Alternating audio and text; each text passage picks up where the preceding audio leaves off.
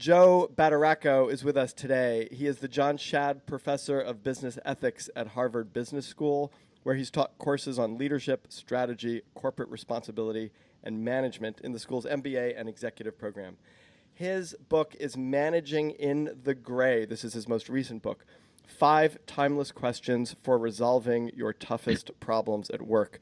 I really enjoyed the book. I'm really excited to have Joe here with us today. Joe, welcome to the Bregman Leadership Podcast. Thanks very much, Peter. I'm glad to be here. Joe, let's start with why you wrote this book. Why you wrote this book, and what is the gray that we're managing in?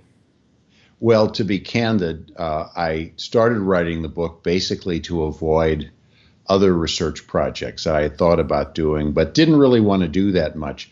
I have to say already, Joe, that that's unusual because most people end up doing things like cleaning the house in order to avoid the writing. So the fact that you're writing to avoid other things makes me scared for your other things. But I'm glad we got a book out of it.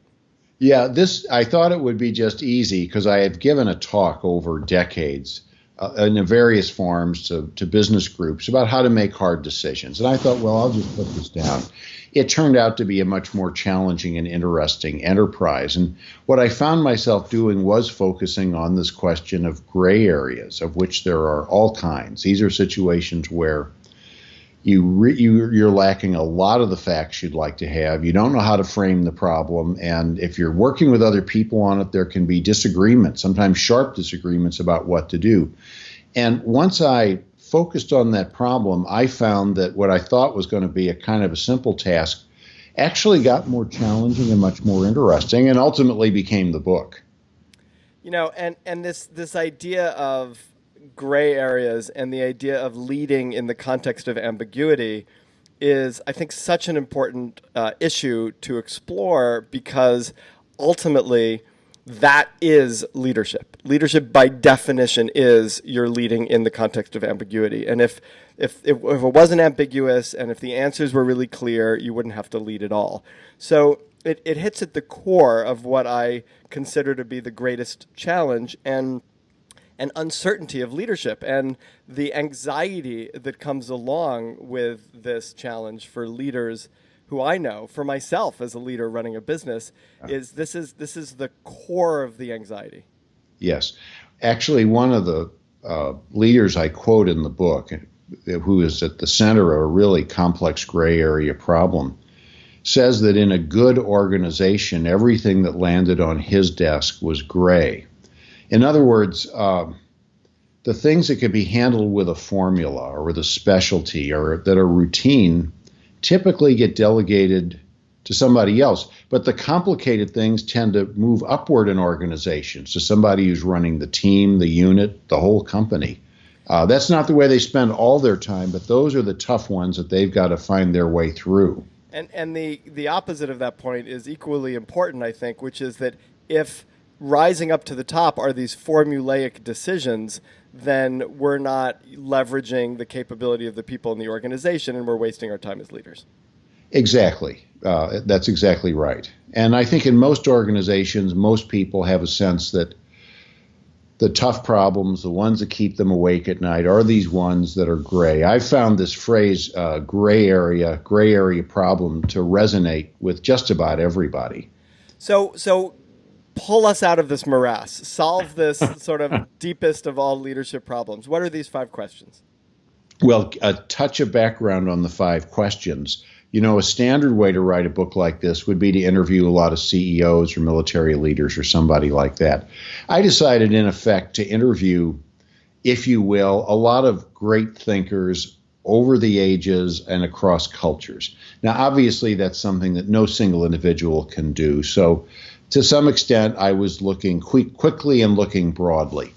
But what I discovered in doing this, in asking the question, what guidance would you get from great thinkers of all kinds? So this ranges from philosophers to successful leaders to even artists and poets in some cases.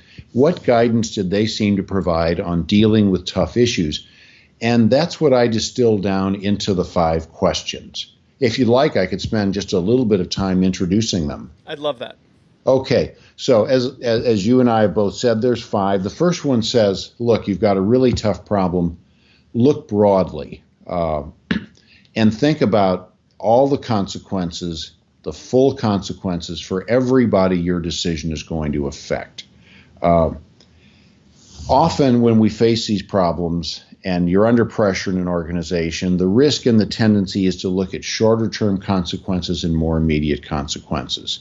But you've got to try as best you can, use your judgment to look broadly and get a sense of what you think the most likely consequences are and the most important.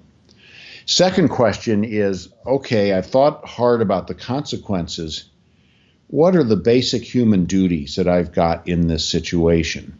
And there's lots, it's easy to imagine situations where you can get a good set of consequences just by telling somebody a lie. But most people think that's wrong, and they think we've got a duty not to lie. So the second thing you've got to look at is the fact that your decision will affect the lives and the livelihoods of other people. What do you owe them in what you decide, how you decide it, how you explain it? So the second question is, which duties do you think are foremost? And is that an ethics question primarily? It is, I'd say, a strong question of personal judgment. It's got ethical elements to it, but it's also got legal elements because most people running most organizations are bound by legal duties, and they've got to look carefully at those too or get advice from others on what their legal duties are. So is the first question really, what is the outcome that this decision will reap? And that outcome could be the actual outcome, and it could also be ancillary outcomes, the Exactly. collateral. And you're thinking in terms basically of like a decision tree. You've got a bunch of choices. They have consequences. Are you really looking at those thoroughly and objectively? And, as Buffett, as I've learned from Buffett in a sense, and from other sort of value, thoughtful decision makers, that we don't really know the consequences of the future, that the future itself is hidden, but we could offer percentages to what we believe may be consequences. So there's a 50% chance X will happen. There's a 30% chance Y will happen. And we're still in the area of gray. We still have ambiguity, but we have a sense as to what we think consequences might be. Yes, and you used an important word, which is we, because I think it's dangerous to use your own assessment of what the options are and what the likely consequences are. On these typically these gray area problems are somewhat complicated, sometimes very complicated. You need to work with and through other people to get a sense of the options and the odds, as you were saying.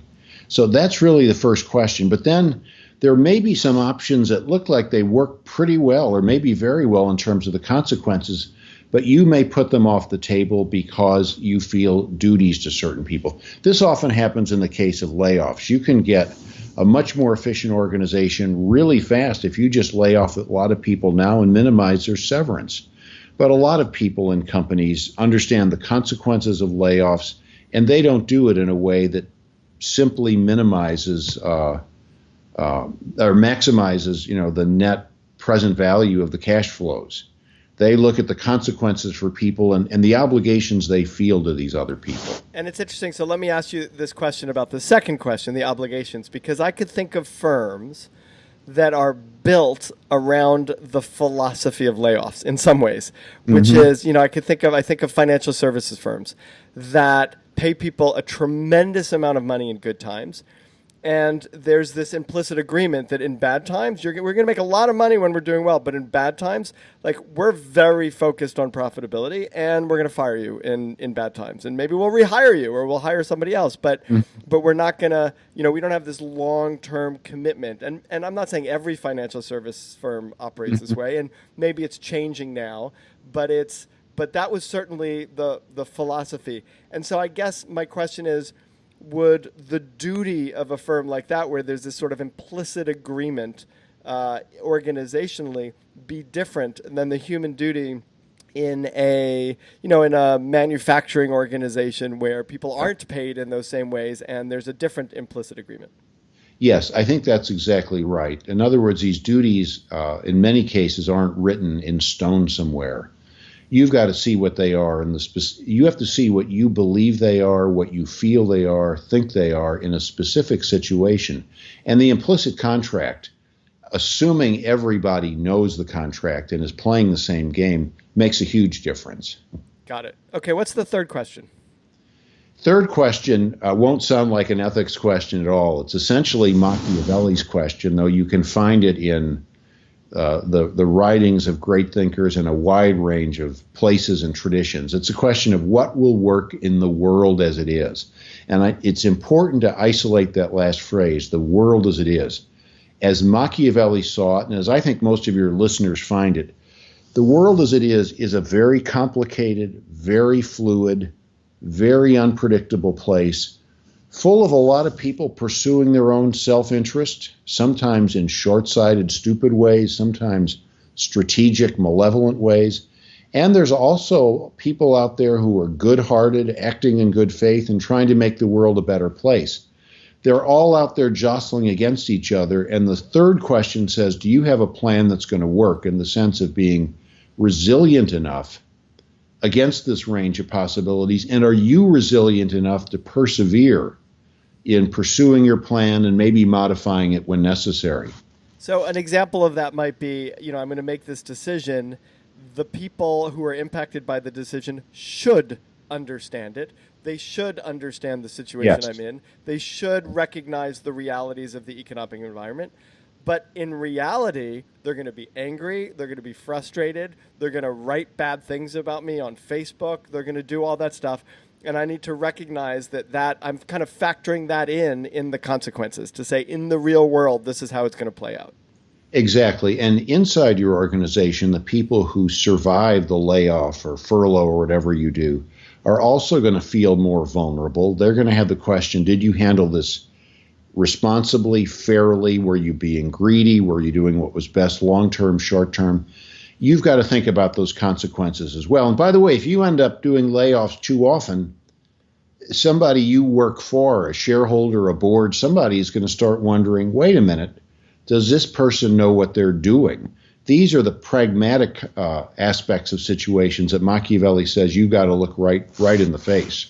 So let me ask you a question about these questions. Are they, in effect, clear questions with answers, or are they questions that lead us to impact how we roll out the decision? To explain a little more, when you say what are the survivors gonna think or feel, or et cetera, that might inform not whether we do the layoffs, but how we do the layoffs. So the questions aren't necessarily just resolving what the decision should be, but also how we should roll out the decision, how we should go about doing it. Am I understanding this correctly?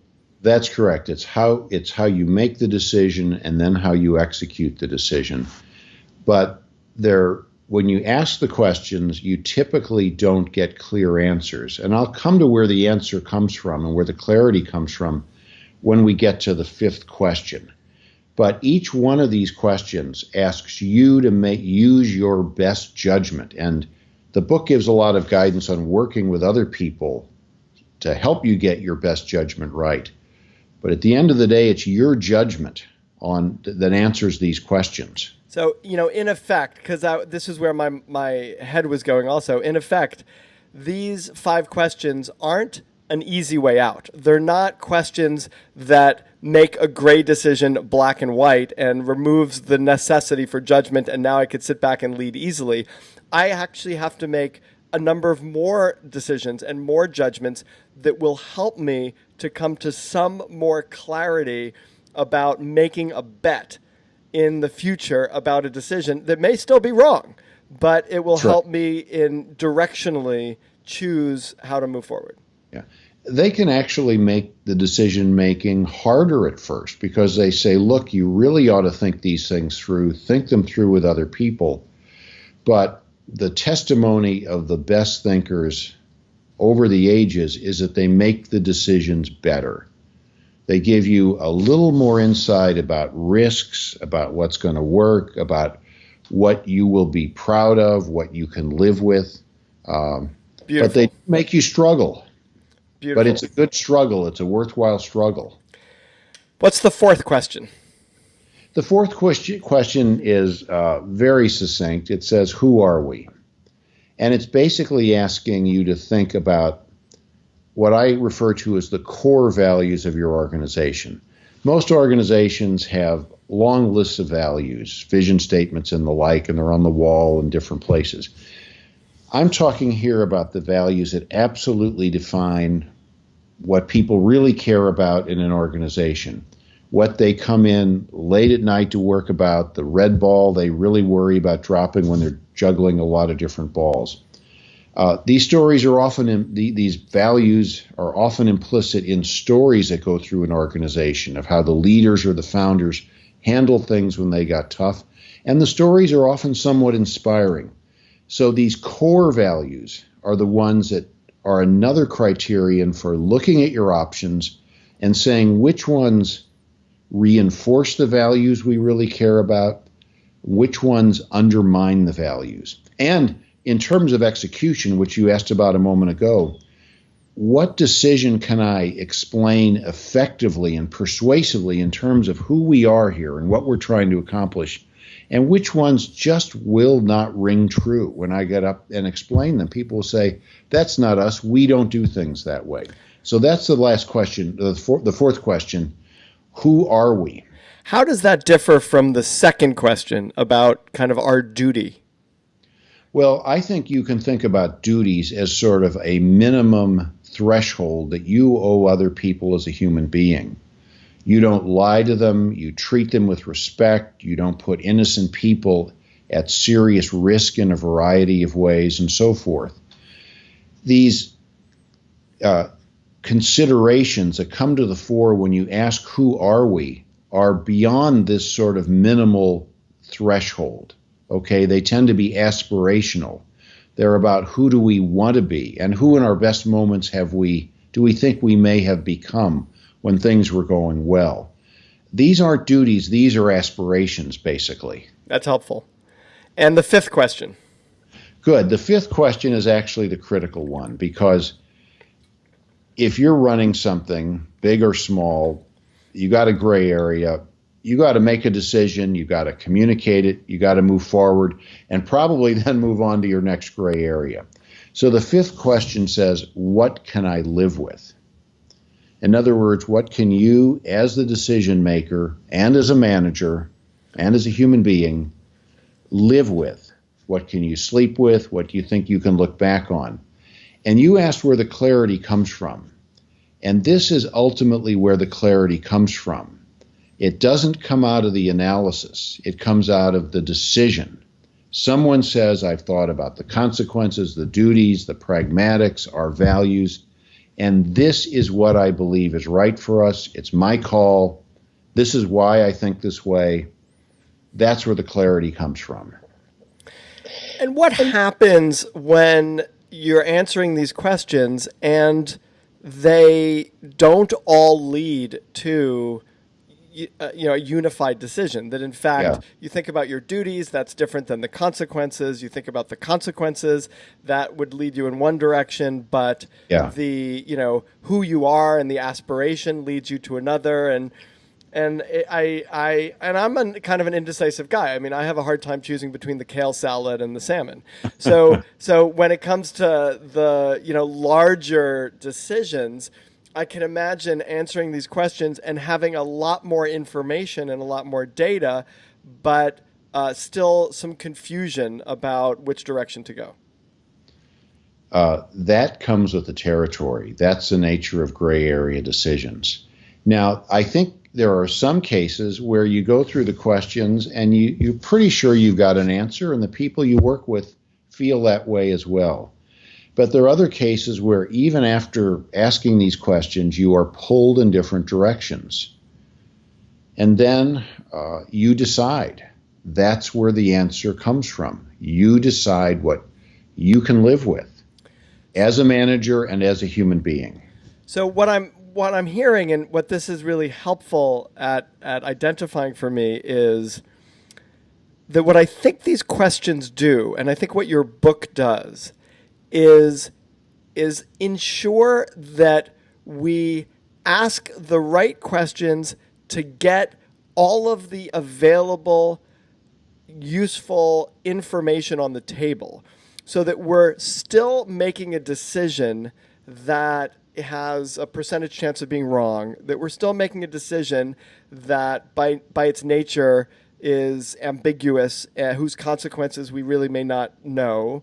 That's right. But what you're saying is ask these questions to make sure you're thinking about all of the relevant things, and you're thinking about the business element of it, and you're thinking about the human element of it. One of the things you wrote in your book is work through it as a manager and resolve it as a human being, which I love. And you're saying take all of the data that you identify by asking the right questions, put it on the table, and then even in the context of the ambiguity and the lack of clarity and your inability to predict the future, you know at least that you have the right kind of data on the table. You still have to make a decision that is gray and that may not be clear, but at the very least, you know you're looking at all the pertinent things that you need to look at. Yes, that you put that very well. And the mantra about approach it as a manager, work through it as a manager, and then resolve it as a human being is the central idea in the book. You've referred to kind of placing bets and what you're rolling the dice. And what you're trying to do with these questions is load the dice in favor of a better outcome, but you're still going to roll them. There's a quotation in the book that I like quite a lot. Unfortunately, I can't put it in front of you exactly, but it's from a very obscure play that was very influential among the American founding fathers.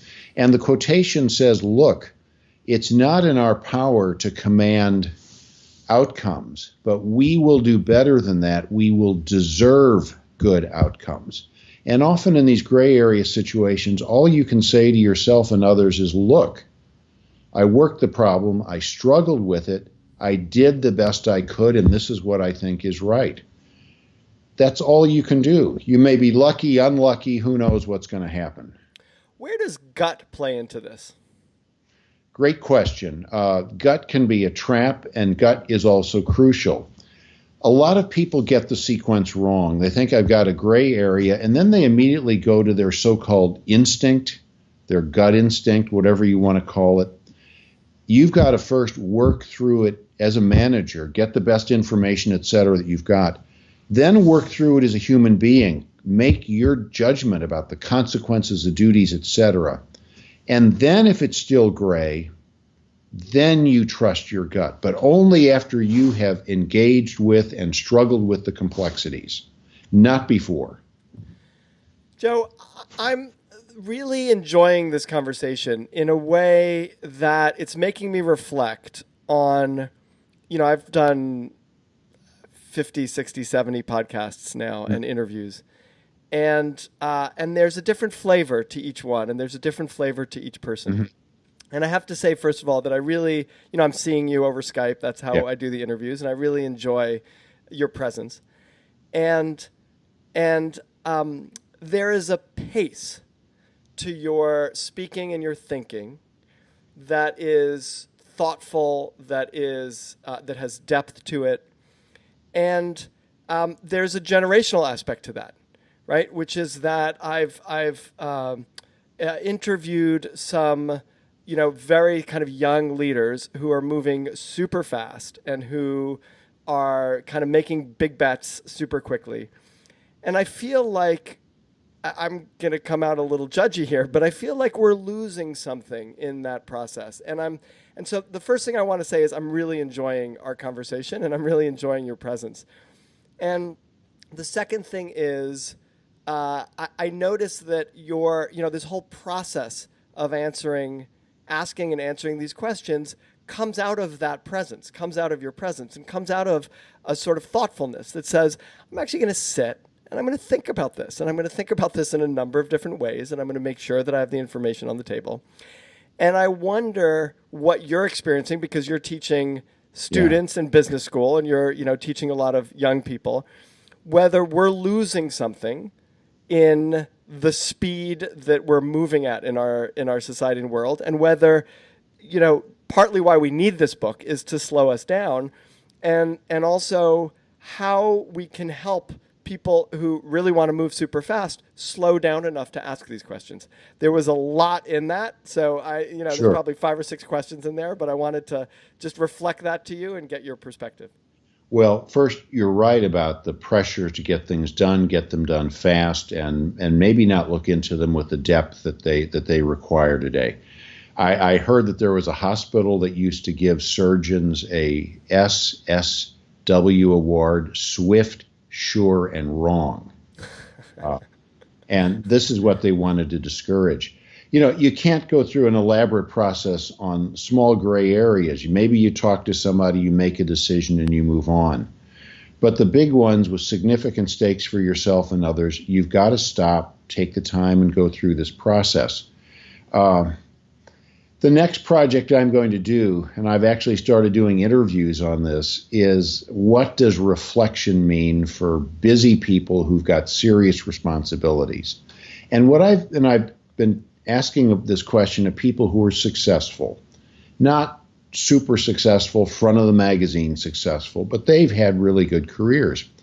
And what surprised me thus far is how each person has had their own little system for stopping and reflecting on things that are important. They've been ready and willing and eager to answer the question, what's reflection?